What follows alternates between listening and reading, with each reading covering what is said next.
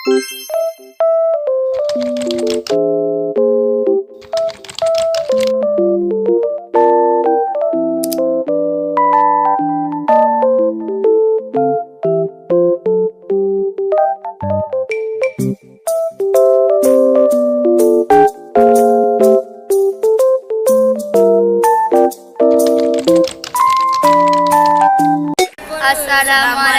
warahmatullahi wabarakatuh.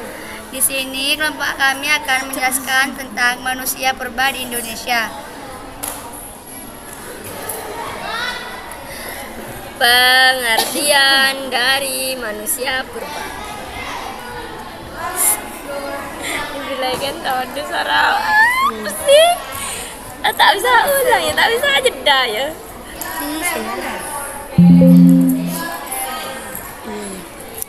Pengertian manusia purba. Manusia purba adalah manusia yang hidup pada masa penjajahan. Sebelum dikenal tulisan, manusia purba sering juga disebut manusia fosil karena sisa-sisa keberadaannya ditemukan oleh para peneliti telah membantu atau berubah menjadi fosil selama berabad-abad. Penelitian mengenai manusia purba menjadi salah satu yang terpenting sebab keberadaan mereka menjadi bukti kuat memang proses adaptasi spesies manusia. Memahami definisi manusia purba. Menurut buku The Human Past, World Prehistory and the Development of Human Societies oleh Chris Kerr 2018, manusia purba adalah kelompok manusia yang hidup sebelum perkembangan tulisan dan catatan sejarah, yang umumnya dikenal dengan manusia modern. Diperkirakan manusia purba pertama kali muncul di permukaan bumi pada zaman kuarter atau periode berakhir di era Neozoikum. Zaman kuarter berlangsung sejak 2,5 juta tahun hingga sekarang, di mana manusia mengalami perkembangan dalam hidupnya.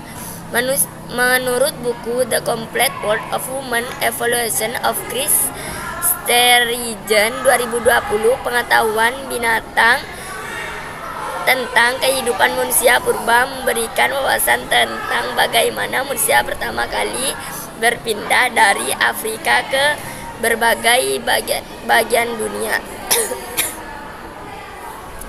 Bagaimana mereka beradaptasi dengan lingkungan yang berbeda, dan bagaimana perkembangan budaya dan teknologi mereka mengetahui perkembangan kita sebagai manusia modern. Baik, di sini saya akan mempresentasikan tentang manusia purba. Para ahli yang meneliti keberadaan manusia purba di Indonesia. Tokoh peneliti manusia purba di Indonesia. Yang pertama, Eugene Du Bois. Penelitian manusia purba di Indonesia dipelopori oleh Eugene Du Bois, sekarang paleoantropologi perkebangsaan Belanda.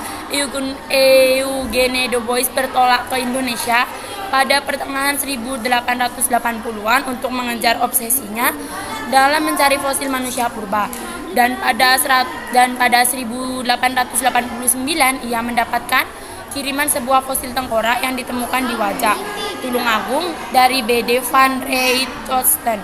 Fosil tersebut kemudian diteliti oleh Eugene Du Bois dan dinamai Homo wajakensis. Setelah itu Eugene Du Bois melanjutkan penelitiannya ke beberapa lokasi seperti Trinil dan Sangiran. Namanya semakin terkenal setelah menemukan fosil tengkorak di Trinil pada 1890 yang kemudian dinamai Pithecanthropus erectus. Antara tahun 1895 sampai 1900, Eugene Du Bois tercatat menulis 19 artikel ilmiah seputar Pithecanthropus erectus.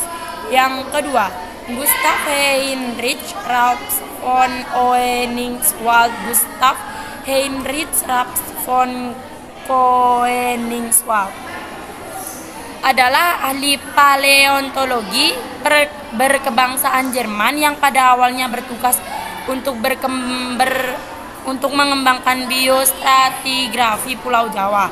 dengan berbekal buku Van S. G.H.R. von Koenigswald mencermati endapan-endapan purba Sangiran hingga menemukan alat-alat paleolitik pada 1934.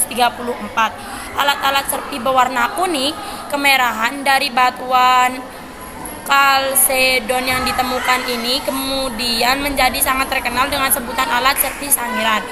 Pada 1936, von Koenigswald mendapatkan temuan yang menunjukkan berupa fosil temurung kepala manusia purbaya dan yang sejenis dengan temuan Eugene Du Bois di Trinil. Oleh karena itu, temuan ini kemudian dinamai Pithecanthropus II.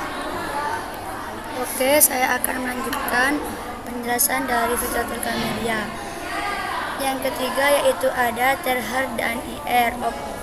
Penuh dalam melakukan penelitian, sering bekerjasama dengan peneliti lain, termasuk Terher dan Ir, antara 1931 sampai 1934. Ketiganya merupakan fosil Homo solonensis di Sangiran, Jawa Tengah. Teuku Gacop adalah penelitian manusia purba dari Indonesia pertama yang memulai penelitiannya pada 1952. Ia adalah salah satu murid dari von Koenigswald dan juga penerusnya dalam penelitian terhadap fosil-fosil di Indonesia. Penelitian yang dipimpin oleh Teuku Gacop dilakukan di daerah Sangiran dan sepanjang aliran Bengawan Solo. Jenis-jenis purba di Indonesia yaitu ada Meganthropus paleojavanicus. Meganthropus paleojavanicus itu bisa disebut dengan manusia terbesar di dunia.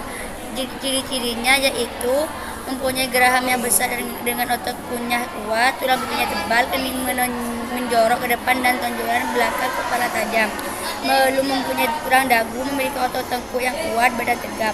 Yang kedua ada Homo solonensis. Homo solonensis adalah manusia ditemukan oleh G.H.R. von Koenigswald antara Bernard T.R.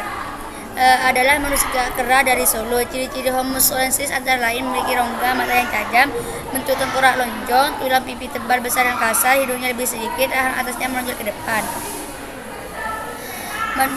Yang penjelasan selanjutnya yang akan dibawakan oleh Nur Hazinawati. Baik, saya akan melanjutkan penjelasan dari Ibtihal. Manusia purba di Indonesia. Homo wajakensis. Homo wajakensis merupakan jenis manusia purba yang ditemukan di desa Wajak, Tulunggagung, Jawa Timur oleh insinyur pertambangan B.D. van Rietschoten pada tahun 1889. Penemuan jenis ini menjadi penemuan pertama di Asia. Manusia purba jenis ini diperkirakan hidup sekitar 40.000 tahun yang lalu. Ciri-ciri Homo wajakensis antara lain adalah mukanya cenderung datar dan lebar, tinggi tubuhnya adalah sekitar 173 cm, mempunyai tulang tengkorak, rahang atas dan rahang bawah, mempunyai tulang paha dan tulang kening. Homo florensis,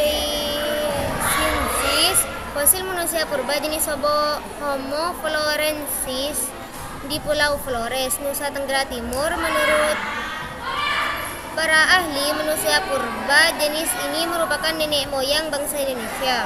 Ciri-ciri Homo florensis antara lain memiliki tulang rahang yang menonjol, memiliki tengkorak kepala kecil dan memanjang, bentuk dahi sempit dan tidak menonjol, tinggi badan bisa mencapai 1 meter. Oke, cukup sekian presentasi dari kelompok kami. Kurang lebihnya mohon maaf. Wassalamualaikum warahmatullahi wabarakatuh. Everybody asking how we doing, say we good. Don't need no one to tell me how to live just